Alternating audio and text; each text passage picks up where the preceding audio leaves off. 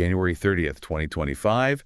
And for all you news junkies out there, we're doing a deep dive today into some stories that, might sound kind of familiar from the headlines. Yeah. But we're going to be going a little deeper here. Yeah, we're really trying to get under the surface of these stories. Exactly. Give you those insights you might not get in your regular news feed. Yeah, we've got some really interesting stuff to cover today. International relations, controversies on the college campuses, and a battle over government accountability that could have some pretty long-lasting effects. All right, well, let's kick things off with a story about international pressure and economic tactics.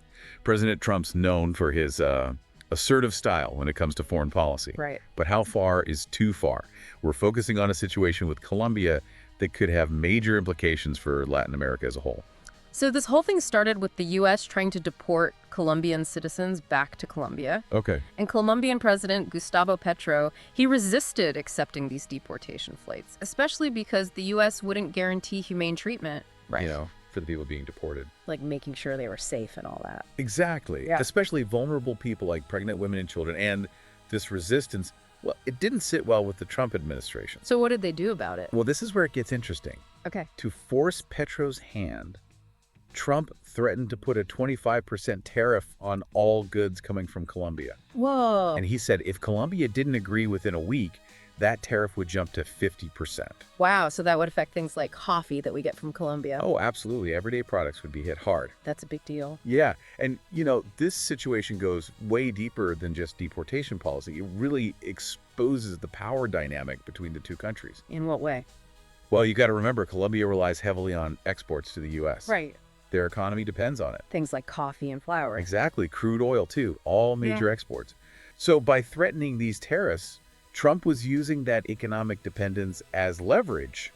To get Petro to accept the deportation flights? Exactly, and in the end, it worked. Petro had to concede, but the decision caused a lot of backlash. Really? Oh yeah, across Latin America, people were outraged.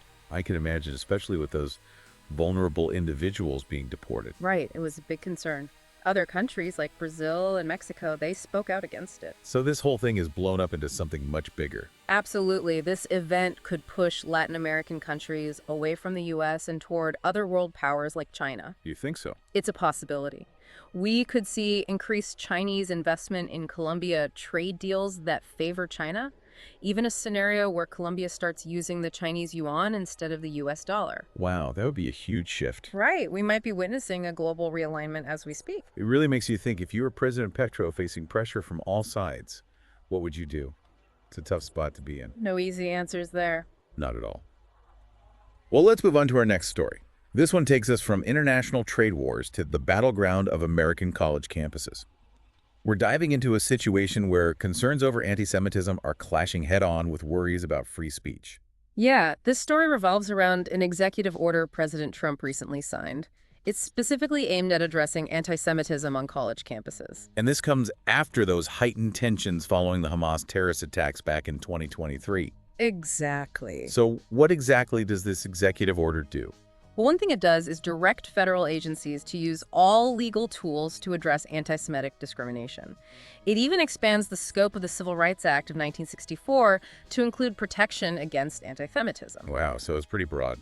Yeah, and there's one element in particular that's sparked a ton of debate. What's that? A clause that could lead to deportation for non-citizen students. Deportation. Yeah, if they're considered Hamas sympathizers based on their participation in protests. Well, that's pretty controversial. You say that again? Some people see it as a legitimate way to fight hate, while others are really concerned about free speech being stifled. So there are strong opinions on both sides. Oh, absolutely. The American Jewish Committee, or the AJC, they've praised the order. As a way to protect Jewish students. Right, but then you have groups like the Council on American Islamic Relations CARE, and they're condemning it. Saying it's an attack on free speech. And on the basic human rights of Palestinians. So where do you stand on this? Is this executive order a necessary step to combat anti-Semitism? Or does it cross a line and threaten free speech? It's a really complex issue. It is. There are strong arguments on both sides. Definitely. Yes. All right, for our final story today, we're moving from college campuses into the halls of government where a battle over accountability is unfolding. Right at the center of this is Phyllis Fong. Who's that? She was the Inspector General for the USDA for a long time. Okay. And just recently, she was escorted out of her office after she refused to leave. Seriously? Why? Well, she'd gotten a termination notice from the Trump administration. Ah, so that's why she refused to leave. Exactly. She's arguing that her firing, along with the firing of 16 other inspectors general, 16? yeah, 16 others, she says it doesn't line up with federal laws that are supposed to ensure oversight. So she's saying it's illegal? Pretty much. And this has raised some serious red flags about transparency in the government. And the potential for corruption if there's no one watching. Exactly. Now, for those who might not know, can you explain what an inspector general actually does? Sure, basically they're like watchdogs within a government agency. Watchdogs. Yeah, their job is to sniff out any waste, fraud, or misconduct. Okay, so they're the ones who keep things honest. Exactly. And they have to be independent to do their job properly. That's why Fong's firing and the firing of all those others has caused such an uproar. So what's the Trump administration saying about all this? They're defending the firing, saying it's just standard procedure, Okay. but critics aren't buying it. Like who? Senator Elizabeth Warren, she's calling it a purge of independent watchdogs. She says it's a clear attempt to get rid of the checks and balances that are supposed to prevent abuses of power. It's a pretty serious accusation. It is, and it raises a big question. How much power should a president have to remove the people who are supposed to hold their administration accountable? Right, that's the key issue here. Ultimately, the courts will probably have to decide. But whatever they decide, the precedent set by this case could have a lasting impact on how we govern. It really could. And this isn't just some abstract political debate. This affects all of us. Think about the agencies that impact your life every day. Food safety, healthcare, education. Would you feel comfortable with less oversight of the people in charge of those things? It's something to think about. It really is. But that's it for part one of our deep dive today. It's a scary thought when you really think about it, you know, those safeguards being removed. Yeah, I mean, this isn't the first time we've seen these kinds of clashes between a president and the inspectors general. Yeah, right. You're right. This seems to be a recurring theme in American history. Like back in the early 2000s when Bush fired a bunch of them. Yeah, there was a big controversy about that, too. It always comes back to that same question, though. How do you ensure accountability for those in power, especially when they have the power to remove the very people who are supposed to be providing that oversight? It's like a delicate balancing act. It really highlights how important it is for the public to be informed right.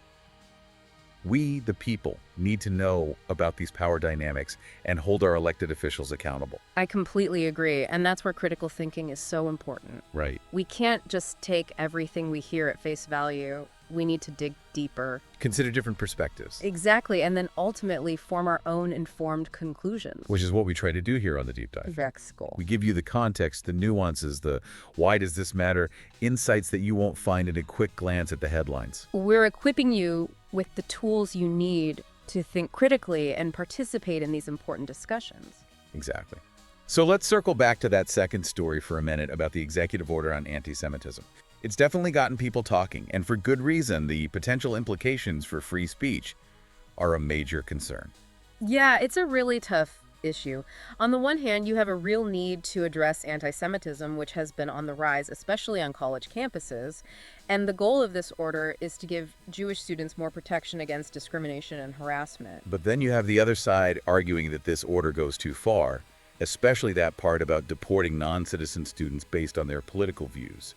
They say that sets a dangerous precedent and could really stifle free speech. And it could especially impact those who criticize Israeli policies. Right, so it all comes down to that fundamental question. Where do you draw the line between protecting people from hate speech and upholding the right to free expression, even if that expression is offensive or controversial to some? That's the million-dollar question right there, and it's not an easy one to answer. It's a conversation we need to have, though, and it's happening right now on college campuses across the country. And it's not just limited to the U.S. either. This struggle to balance free speech with efforts to combat hate speech is a global issue. All right. Countries all over the world are trying to figure out how to deal with this. It's interesting to see how different societies are approaching it. Some countries have much stricter laws about hate speech than we do in the U.S., while others are more lenient. It just goes to show how many different cultural values and perspectives are at play. And it shows how important it is to understand those different viewpoints. Right. We can't just assume that our perspective is the only right one. Right. Engaging in dialogue, even with people who hold opposing views, that's essential. I totally agree. It's through those tough conversations that we learn and grow, and hopefully find some common ground. Hopefully. But sometimes it feels like finding common ground is impossible, especially when emotions are running so high. You're telling me, and that brings us back to our first story about the U.S. and Colombia.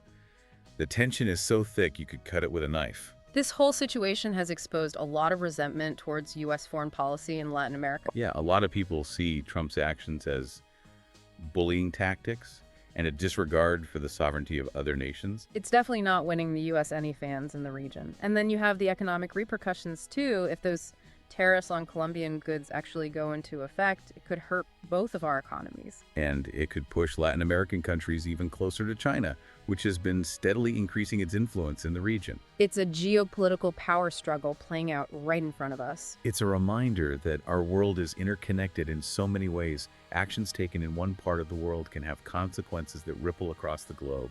It really underscores the need for thoughtful and nuanced foreign policy, a policy that considers everyone's perspectives and interests. But finding that balance isn't always easy, especially when political polarization and nationalism are on the rise. So it leads to a really important question: what does the future hold for international relations? Will we see more cooperation and understanding, or will these divisions just keep getting wider? That's the question, isn't it? I don't know the answer, but I'm trying to stay hopeful. I think that if we can have open dialogues, practice empathy, and be willing to understand each other's perspectives, then we can work toward a more peaceful and just world. Welcome back to our deep dive. Today we've covered some heavy stuff: international power struggles, heated debates on college campuses, and a real challenge to government accountability. Yeah. Yep. So let's try to step back for a second and see if we can connect the dots, see what kind of picture emerges from all this. Well, I think one thing that ties all these stories together is this idea of power. Power. Yeah. Who has it, how they use it, and what happens when that power goes unchecked. You're right. When you think about it, President Trump putting economic pressure on Colombia, that executive order that's raising all those concerns about free speech, even removing those inspectors general, it all comes back to power in some way. Exactly. And that leads to a really crucial question. What are the long-term consequences of these power plays? How will they shape the future, not just for the U.S., but for the world? That's a question I think about a lot. If we look at that situation with Colombia, it's clear that Trump's approach has had a much wider impact than just deportation policies. Definitely, we talked about how it could push Latin American countries closer to China, Right? potentially leading to a whole realignment of global alliances and trade. And that would have a big impact on everyone's economy. Absolutely. And we can't forget about that executive order on anti-Semitism either. The one that could affect free speech on campuses. Right. While the goal might be to protect Jewish students, the potential consequences for free speech and academic freedom are really worrying. Yeah, it sets a precedent that could be applied to other types of speech that people in power don't like. Exactly. It raises concerns about censorship, about universities becoming echo chambers instead of places where people can freely exchange ideas. It's a scary thought. It is. Yeah, And it then is. there's the issue of those inspectors general being fired. The watchdogs. What happens when you get rid of the people who are supposed to keep things honest? It opens the door for corruption. Exactly. Without strong oversight, people in power might start acting like they can get away with anything. And that erodes public trust. It could even weaken democracy itself. These are big issues, stuff that everyone should be paying attention to. We can't just sit back and passively absorb the headlines. We need to think critically about the information we're getting and hold our leaders accountable. I agree completely. Yeah. And that's what we've tried to do today in our deep dive. Going beyond the surface, looking at different perspectives and trying to figure out what it all means. Exactly. We hope this episode has given you some things to think about Maybe sparked your curiosity. and hopefully inspired you to keep digging deeper, keep questioning, and keep searching for a better understanding of the world. Because in a world that's overflowing with information, it's more important than ever to develop those critical thinking skills. Don't just accept everything you read or hear at face value. Do your own research, explore different viewpoints, and come to your own conclusions. Remember, learning is a journey. It never really ends.